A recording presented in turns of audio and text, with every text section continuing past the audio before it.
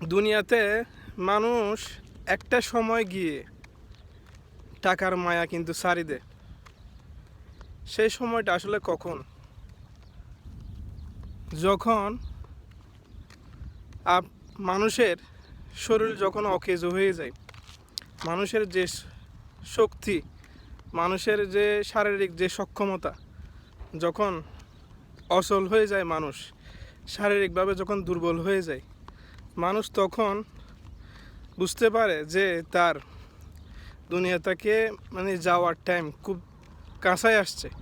সেই সময় মানুষ কিন্তু দেখবেন দুনিয়াতে টাকার মায়া কী জিনিস সেটা ভুলে যাওয়ার চেষ্টা করে, টাকার মায়া ছেড়ে দিতে চায়।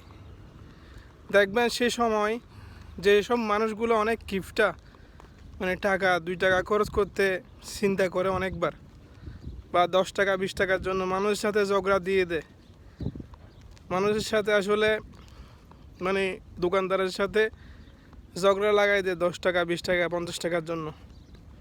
তো সেই মানুষগুলো এক সময় দেখবেন জীবনের শেষ পর্যায়ে গিয়ে তারা আসলে টাকার মায়া ছেড়ে দেয়। তারা এমন সময় যখন অসুস্থ হয়ে যায়, রোগাক্রান্ত হয়ে যায়, শারীরিকভাবে যখন দুর্বল হয়ে যায়, টোটালি যখন তাদের বয়সের বারে যখন তারা বুঝতে পারে যে তাদেরকে দুনিয়া থেকে চলে যাওয়ার টাইম আসি গেছে, তখন দেখবেন এই মানুষগুলা লক্ষ লক্ষ কোটি কোটি টাকা ডাক্তারের চিকিৎসার জন্য খরচ করার জন্য দ্বিধাবোধ করে না। তখন তারা চিন্তা করে যে দুনিয়াতে আর কয়দিন বাঁচবো, এই টাকা রেখে কী লাভ, এই টাকাগুলো যদি এখন ব্যয় না করি আর সেই টাকাগুলো দিয়ে কী বা আমার লাভে আসবে।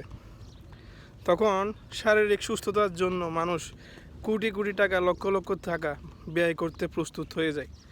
যে মানুষগুলো 10 টাকা 20 টাকার জন্য মানুষের সাথে ঝগড়া দিছিল, সামান্য টাকা কম পাওয়ার আশায় এক দোকান থেকে এক দোকানে ছুটে গেছিল, সেই মানুষগুলা জীবনের একটা সময় গিয়ে টাকা খরচ করার জন্য, টাকার বোঁদা খরচ করার জন্য ডাক্তারের কাছে বা আপনার হাসপাতালে হসপিটালে দ্বিধাবোধ করে না।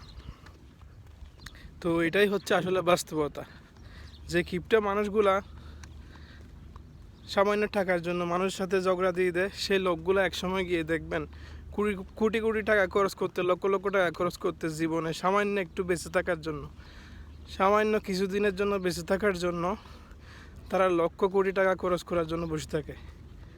তো মানুষের স্বাস্থ্য হচ্ছে এমন একটাই মূল্যবান সম্পদ আসলে, যেটার জন্য মানুষ একসময় গিয়ে টাকা পয়সা জমা বা সেভিংস করতে চাইলো, কিন্তু জীবনের শেষ পর্যায়ে গিয়ে সেই টাকাটাকে মানুষ খরচ করতে চায়, সেটা যে কোনো অ্যামাউন্ট হোক, প্রয়োজনে জীবনের চেয়ে টাকা বড় নয়, তখন সেই কথাটা মানুষ বলতে থাকে।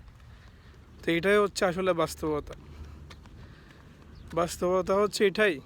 মানুষ কখনো অতিরিক্ত আয়ের চেয়ে ব্যয় করতে চায় না, কিন্তু মানুষ শেষ পর্যায়ে গিয়ে, জীবনের শেষ সময় গিয়ে তখন সেটা চিন্তা করে যে এই টাকা রেখে কী হবে, জীবনে যদি বেঁচে থাকতে না পারে, এই জীবন যদি না থাকে, তখন সামান্য একটু বেঁচে থাকার জন্য, সামান্য একটু নিঃশ্বাসের জন্য, সামান্য একটু এই দুনিয়ার আলো উপভোগ করার জন্য লক্ষ লক্ষ কোটি কোটি টাকা দিতে প্রস্তুত হয়ে যায়।